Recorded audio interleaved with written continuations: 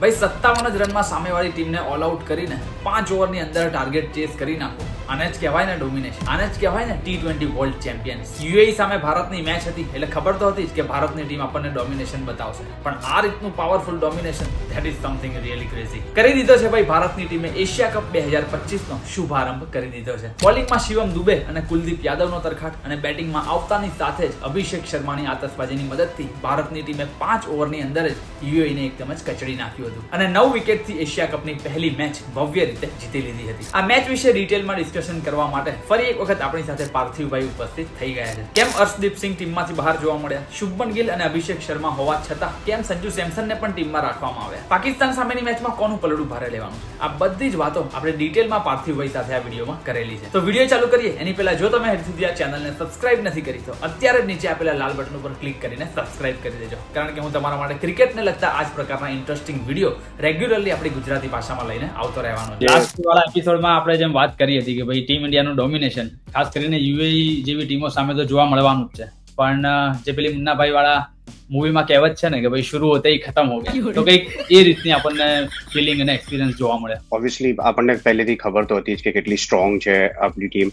એવું નહીં કે યુએઈ ને કોઈ ડિસરિસ્પેક્ટ છે, પણ ઇન્ડિયન ટીમ એકચ્યુઅલી જે આપણે કહેવાય કે ટિયર 2 ની ટીમ્સ છે એમની સામે તો ઘણી સ્ટ્રોંગ છે. પણ એક સ્ટેટમેન્ટ આપવું બહુ જરૂરી છે કે જ્યારે પહેલા કેવી રીતે પેલા વેસ્ટ ઇન્ડિઝ 80s ડોમિનેટ કરતી હતી, પછી ઓસ્ટ્રેલિયા કેવી રીતે ડોમિનેટ કરતી હતી, એવી રીતે ઇન્ડિયન ટીમ અત્યારે એ સ્ટેજ પર છે કે જ્યારે એવું લાગે કે આપણે કોઈ બી ટીમ સામે રમતા હોય, આપણું સ્ટાન્ડર્ડ છે તો આપણે બતાવવાનું કે આપણે કેવી રીતે રમીએ છીએ. અને આજે યુએઈ સામે જે મેચ થઈ એમાં ઇન્ડિયાએ બતાવ્યું કે કેટલી સ્ટ્રોંગ ટીમ છે. પણ પેલું આપણે ગુજરાતીમાં કહેવાય ને કે ભાઈ એક હારી ગયા એ આખી અલગ વસ્તુ છે, પણ લડ્યા વગર જ હારી જવું એ પણ એક અલગ છે. એટલે ઓફકોર્સ આપણને બધાને ખબર હોય કે ઇન્ડિયા યુએઈ હોય એટલે ડોમિનેશન આપણને ઇન્ડિયાનું જ જોવા મળવાનું, પણ શું આજે ખરેખર ઇન્ડિયાની બોલિંગ એટલી બધી જોરદાર હતી કે 57 રનમાં ઓલ આઉટ થઈ જવું, કે પછી યુએઈ તરફથી આપણને લેક ઓફ એક્સપિરિયન્સ પણ જોવા મળ્યો ક્યાંક ને ક્યાંક? બંને વસ્તુ એકચ્યુઅલી. જો આમાં જેવી રીતે જોવા જઈએ તો ઇન્ડિયાની બોલિંગનો સૌથી મોટો પ્લસ પોઈન્ટ શું હતો કે આપણને કેટલી બધી વિકેટો એલબીડબ્લ્યુ અને બોલ્ડમાં દેખાઈ. દેટ મીન્સ કે સ્ટમ્પ ટુ સ્ટમ્પ બોલિંગ નાખી છે ઇન્ડિયન બોલર્સ. જે એક્યુરેસીની જે વાત હોય આપણને દેખવા મળી.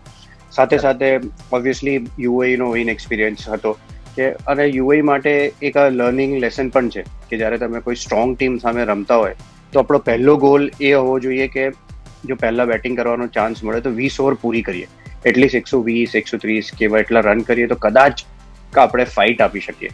પણ થોડુંક લેક ઓફ એપ્લિકેશન એની સાથે સાથે એટલા માટે બી લેક ઓફ એક્સપિરિયન્સ પણ નજર આવ્યો. પણ એ જો યુએઈ સામે એટલા ક્રિટિકલ થતા પહેલા આપણે ખાલી એટલું જોવું પડે કે ઇન્ડિયન ટીમે એક અલગ તરીકેની ટીમ છે. ઇન્ડિયા અત્યારે વર્લ્ડ સ્ટેજ પર આવી રીતે ડોમિનેટ કરતી ટીમ છે, પણ ઓબ્વિયસલી યુએઈ માટે તો બહુ જ મોટી ટાસ્ક હતી આજે. અને એજ એક્સપેક્ટેડ હતું લાઇન્સ ઉપર કે ભાઈ ઇન્ડિયા આ મેચ લગભગ મોટા ભાગે જીતવાની હતી, એ બધાને એક્સપેક્ટેડ હતું. એટલે હાર જીત આપણે સાઈડમાં રાખી દઈએ, પણ લાસ્ટ વિડીયોમાં આપણે જે પ્લેઇંગ 11 તમે પણ બનાવવાનો ટ્રાય કર્યો હતો, એટલે ભારતની ટીમ આજે જે પ્રકારના કોમ્બિનેશન સાથે ઉતરી કે 3 જ પ્રોપર બોલિંગ ઓપ્શન સાથે ઉતરી, અને ઓફકોર્સ 3 ઓલરાઉન્ડર્સ હતા જેમાં હાર્દિક પંડ્યા, અક્ષર પટેલ અને શિવમ દુબે. એટલે સંજુ સેમસન, અભિષેક શર્મા અને ગિલ હતા તેમ છતાં તેમને પણ ટીમમાં રાખવામાં આવ્યા. તો આ કોમ્બિનેશનને તમે કેવી રીતે જોઈ રહ્યા છો, કેવું લાગ્યું તમને? ઇન્ડિયન ટીમની જેમ આપણે વાત કરીને એક પેટર્ન છે. એક તો 100% છે કે 8 નંબર પર તમારે એક એક્સ્ટ્રા બેટર સાથે રમવું છે, એ તો તમે અટેકિંગ મોડમાં છેકથી છેક સુધી રમી શકો.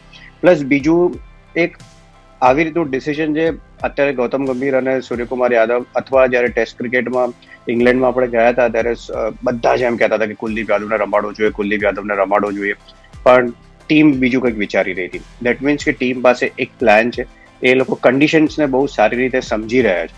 અહીંયા પણ જે રીતની પિચ હતી, એક સાઈડ પર થોડું ઘાસ હતું, બીજી સાઈડ પર ડ્રાય હતી કે જ્યાં સ્પિનર્સ પ્લેમાં આવશે, એમાં એનું કન્ડિશન્સનો કેવી રીતે યુઝ કરી શકાય એ ઇન્ડિયન ટીમે બતાવ્યું. આપણે અહીંયા બેઠા બેઠા આમ કહીએ કે આઈડિયલ કોમ્બિનેશન શું હોય કે આ રીતે રમાય છે, 3 બોલર આવશે, 5-6 બેટ્સમેન આવશે અને બીજા એક વિકેટ કીપર અને એક ઓલરાઉન્ડર. કન્ડિશન્સમાંથી કયો પ્લેયર સૌથી વધારે સારું કામ કરી આપશે, આઈ થિંક એ ત્યાં આપણે હોઈએ તો જ આપણને ખ્યાલ આવે. અને એટલા માટે જ આ રીતની પ્લેઇંગ 11 આપણને જોવા મળી. આગળ જતા આ જ પ્લેઇંગ 11 સાથે રમશે ભારત એ ખબર નથી, કારણ કે તમે હાર્દિકે 1 જ ઓવર નાખી, બુમરાહે 3 ઓવર નાખી પાવર પ્લેમાં. આઈ થિંક એ થોડુંક આપણને અલગ જોવા મળ્યું છે. એટલે કદાચ પાકિસ્તાન સામે રમતા હશું તો બુમરાહ 2 જ ઓવર નાખતો હશે, એટલે સ્પિનર્સ જે વધારે ઓવર નાખવી પડશે પાવર પ્લેમાં. એટલે બંને બાજુ થોડુંક ગણિત બેસાડવું પડશે કેપ્ટન અને કોચે ગ્રાઉન્ડ પર. પણ આમ જોતા ઇન્ડિયન ટીમે કન્ડિશન્સને બહુ સારી રીતે સમજી. અને શું સ્પિન ફ્રેન્ડલી વિકેટ વધારે છે તો હર્ષદીપ સિંહને પણ ભારતીય ટીમ આવી રીતે બહાર રાખીને જ આગળ વધશે, કારણ કે જસપ્રીત બુમરાહની સાથે સાથે હાર્દિક પંડ્યા અને શિવમ દુબે બંને ફાસ્ટ બોલિંગ ઓપ્શન્સ મળી જશે. તો શું આ જે કોમ્બિનેશન કન્ટિન્યુ રહેશે? Shivam Dube fast bowling option નથી. શિવમ દુબે આપણી પાસે એક બોલિંગ ઓપ્શન છે કે જે આપણે એને મીડિયમ પેસ બોલિંગ નાખી આપે, 2 ઓવર નાખે. હાર્દિક પંડ્યા ઓફકોર્સ ઇન્ડિયા માટે 94 વિકેટ લીધી, એટલે એ આઉટ એન્ડ આઉટ બોલિંગનું ઓપ્શન છે. અને આપણે બહુ જ બધી વાર, ખાલી આઈપીએલમાં નહીં, બધી જગ્યાએ ઇન્ડિયા માટે બી નવો બોલ નાખતા બહુ જ વાર જોયેલો છે. એટલે કેપેબલ બોલર છે, એમાં કોઈ ડાઉટ નથી. પણ આગળ જતા જેમ મેં વાત કરી કે જો આ જ કોમ્બિનેશનથી રમવું હોય તો દેટ મીન્સ કે સ્પિનર્સે પાવર પ્લેમાં વધારે ઓવર્સ નાખવી પડશે.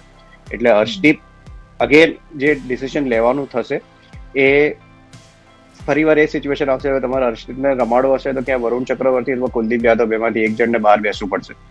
હવે એ સિચ્યુએશન કેવી રીતે ઇન્ડિયન ટીમ જોવે છે એના પર ડિપેન્ડ થાય છે. આઈ થિંક જે બી કોલ લેવાશે બધા કન્ડિશન બેઝડ કોલ હશે, એટલે જે પણ રમશે એ પણ કેપેબલ પ્લેયર હશે અને જે બહાર જશે એ પણ પ્રૂવન કેપેબલ બોલર જ હશે. પણ દેટ મીન્સ કે આપણે કન્ડિશન્સને રમવી પડશે વધારે. અને મૂવિંગ ફર્ધર આપણે 2026ના T20 વર્લ્ડ કપને પણ ધ્યાનમાં રાખીએ તો કુલદીપ યાદવની જેમ તમે હમણાં વાત કરી કે ઇંગ્લેન્ડ સામેની સિરીઝમાં પણ ઘણા બધા લોકો એવું કહેતા હતા કે ભાઈ એમને રમાડો, પ્લેઇંગ 11માં કેમ નથી લેતા, પણ એ વખતે કન્ડિશન્સ બધું અલગ હતું. પણ જ્યારે એમને વ્હાઇટ બોલ ફોર્મેટમાં મોકો મળ્યો છે, પછી એ ચેમ્પિયન્સ ટ્રોફી હોય કે પછી T20 વર્લ્ડ કપ આખો કહેવાય, હંમેશા એમણે પોતાનું બેસ્ટ પરફોર્મન્સ આપ્યું છે. અને આજે પણ આવતાની સાથે લગભગ 13 બોલમાં 4 વિકેટો પાડી. તો T20 વર્લ્ડ કપને ધ્યાનમાં રાખીને કુલદીપ યાદવનું પરફોર્મન્સ કેવું તમને કુલદીપ યાદવ તો ઓબ્વિયસલી આપણને ખબર છે કેવી રીતે બોલિંગ નાખે. છેલ્લા 2-3 વર્ષમાં તો ખાસું આપણને ઇમ્પ્રુવમેન્ટ જોવા મળ્યું છે. અને અત્યારે તો છેલ્લા 2 બોલમાં 2 વિકેટ બી લીધી છે. એટલે નેક્સ્ટ મેચ જયારે રમશે પાકિસ્તાન સામે, પહેલો બોલ એ કુલદીપ યાદવનો હેટ્રિક બોલ હશે. કુલદીપ યાદવ 2026 વર્લ્ડ કપ માટે એક ઇમ્પોર્ટન્ટ પ્લેયર થશે, કારણ કે આપણે વર્લ્ડ કપ ઇન્ડિયામાં રમાશે અને પાકિસ્તાન સામે આપણે શ્રીલંકામાં રમીશું, તો ત્યાં સ્પિનર્સને હેલ્પ મળશે. અને જે રીતનું કુલદીપ યાદવનું ફોર્મ રહ્યું છે છેલ્લા ખાસા સમયથી આઈપીએલમાં કે ઇન્ડિયા માટે જ્યારે પણ રમ્યો છે ત્યારે એને પરફોર્મ તો કર્યું જ છે. અને એવું નહીં કે ખાલી પરફોર્મ કર્યું છે, સિગ્નિફિકન્ટલી એવું કહેવાય કે જેના પરફોર્મન્સથી મેચમાં મેટર થઈ છે એ રીતની બોલિંગ એણે નાખી છે. અને આજે પણ એવી જ રીતને આપણે બોલિંગ જોવા મળી. ભલે સામે એટલી ક્વોલિટી બેટિંગ હતી નહીં, પણ એક્યુરેસી જે હતી કુલદીપ યાદવની, જે ફરીવાર આજે પણ એવી રીતની જ જોવા મળી, કારણ કે બોલ્ડ અને એલબીડબ્લ્યુના ડિસમિસલ જોયા છે. અને ખાસ કરીને જ્યારે બેટર નવો આવે ત્યારે પહેલો બોલ કયો નાખવો એ બહુ જ ઇમ્પોર્ટન્ટ છે. અને એણે 2 વાર પહેલા બોલે વિકેટ લીધી છે. મીન્સ કે એની પાસે એને આઈડિયા છે કે નવા બોલે કેવી રીતે બોલ નાખવાની, કે નવો બેટ્સમેન જ્યારે આવે ત્યારે એને કયો બોલ નાખવાનો. રાઈટ. અને બીજી એક વસ્તુ એ પણ આપણે નોટિસ કરી કે જ્યારે ભારતીય ટીમ ચેસ કરવા માટે ઉતરી ત્યારે શુભમન ગિલ અને અભિષેક શર્મા તો ઓપનિંગ કરવા માટે આવ્યા, તો સંજુ સેમસનને કયા રોલમાં હવે ભારતની ટીમ યુઝ કરવાની છે? શું મિડલ ઓર્ડરમાં સંજુ સેમસન જવાના છે કે પછી? ના, હવે તો આ ક્લિયર છે. આ એક વસ્તુ તો ફિક્સ હતી કે જ્યારે શુભમન ગિલને ટીમમાં પિક કર્યો હતો ત્યારે એ ઓપનિંગ જ કરવાનો હતો, એમાં તો કોઈ ડાઉટ જ નથી. અને સવાલ એ હતો કે તમે સંજુ સેમસનને કયા નંબર પર રમાડશો. પહેલા તો રમાડશો કે નહીં રમાડીએ, કારણ કે એના માટે પણ ચર્ચા ચાલતી હતી, કારણ કે હમણાં સુધી તો ખાલી ઓપનિંગ અને 3 નંબર બેટિંગ કરી હતી. હવે આજે જે પ્લેઇંગ 11 થી 1 વિકેટ પડી, એમાં સૂર્યકુમાર યાદવ 3 નંબર પર આવ્યો હતો. પછી તિલક વર્મા માટે બી જે નીચે બેટિંગ કરવી થોડી વધારે એની જગ્યા નથી. એટલે આગળ જતા સંજુ સેમસન જ્યારે બી અત્યારે પ્લેઇંગ 11માં રમશે ત્યારે એવું લાગે છે કે એ 5 નંબર કે 6 નંબરની જે જગ્યા છે ત્યાં બેટિંગ કરતો નજર આવશે. એટલે એક અલગ પ્લાન દેખાશે, એક અલગ જે રોલ છે જે અત્યાર સુધી એને કરીને સક્સેસફુલ રહ્યો છે એનાથી તમને જુદો રોલ સંજુ સેમસન ભારતની T20 સાઈડમાં રમતો જો દેખાશે. હજુ આમાં એક વસ્તુમાં છે ને ચેન્જ દેખાયો હતો ઈશાન, કે આપણે જે પ્રમાણે શુભમન ગિલે પહેલા બોલે ડ્રાઈવ મારવાનો ટ્રાય કર્યો, બીજા બોલે સ્ટેપ આઉટ થઈને ચોક્કો માર્યો, એ જ ઓવરમાં તમને પહેલી વારમાં જ છક્કો મારી દીધો. સો દેટ મીન્સ આ જ્યારે Shubman Gill T20 IPL Gujarat Titans માટે રમતો હોય ત્યારે આ અપ્રોચથી આપણને નજર નથી આવતો. આપણે જોઈએ કે થોડોક સમય લેતા હોય છે, પણ અહીંયા કારણ કે ઇન્ડિયન ટીમ 8 બેટ્સમેન થી રમે છે અને ઇન્ડિયન ટીમનો અપ્રોચ એવી રીતનો રહ્યો છે કે આપણે અટેકિંગ ક્રિકેટ જ રમીશું. હા, ઓફકોર્સ જેમ તમે કીધું એમ કે ભાઈ એક બે બેટ્સમેન વધારે હોય તો એને જ કોન્ફિડન્સ આપવાનો છે કે ઇનિંગ બિલ્ડ કરવાને બદલે થોડું વધારે સ્ટ્રાઇક રેટ સાથે શરૂઆતથી જ જો કન્ટિન્યુ કરશે તો સામે અભિષેક શર્મા પણ છે અને આગળ પછી સૂર્યકુમાર યાદવ, તિલક વર્મા, તો ભારતની ટીમ એક અલગ 200 રનનો ટાર્ગેટ તો લઈને જ માઇન્ડમાં ચાલતી હોય એવું લાગી રહ્યું છે. અત્યારે 200 નહીં, આમ તો એવું 220-30 રન ભારત રમતો હોય એવા અપ્રોચ થી રમે છે. કારણ કે ટીમ જ એવી રીતે પિક કરે છે કે ટીમ એવી રીતે આપણે કરીએ છીએ કે આપણે બેટિંગ થી જ જીતવું છે. I think obviously attacking bowlers છે, પણ બેટિંગ થી જીતવું છે એવું તમને ગૌતમ ગંભીરના એક કોચિંગના અપ્રોચથી નજર આવે. કારણ કે ઇંગ્લેન્ડ ટેસ્ટ સિરીઝમાં બી આપણે એક્સ્ટ્રા બેટ્સમેન થી જતા હતા કે આપણે જે બીજી ટેસ્ટ મેચ જીત્યા એમાં પણ આપણે ટાર્ગેટ 600-650 નો આપ્યો હતો કે બધાને લાગતું કે ડિક્લેર કરવો છે, પણ એવું નતું કે આપણે રન્સ એટલા બધા કરી નાખીએ કે પ્રેશરમાં ટીમને સામે હોય ટીમને નાખી. આઈ થિંક એ તમને અપ્રોચમાં તમને ડેફિનેટ ચેન્જ નજર આવે છે.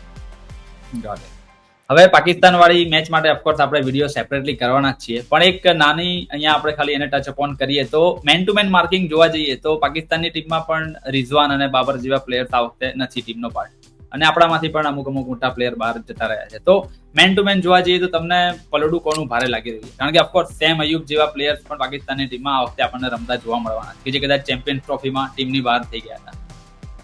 C I think Saim Ayub actually બહુ ટેલેન્ટેડ બેટ્સમેન છે. સલમાન આગા જે રીતે બેટિંગ કરી રહ્યો છે હમણાં જે ટ્રાય સિરીઝ થઈ એમાં પણ એણે ક્વોલિટી બેટિંગ કરી હતી.